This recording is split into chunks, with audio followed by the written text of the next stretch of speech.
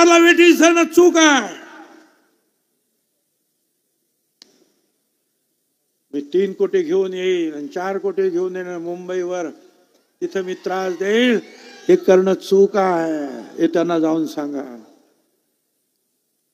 करतायत ना तुमच्यासाठी प्रयत्न वेगळं आरक्षण देण्यासाठी, मग कशासाठी हे सगळं चाललंय?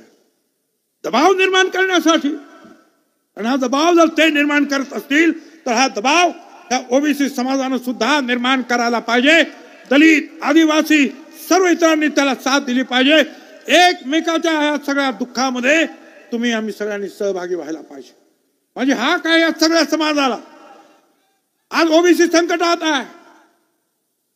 तो कदाचित जात्यात असेल, तुम्ही सुपात असाल, सुपातले कधीतरी जात्यात येते, लक्षात ठेवा.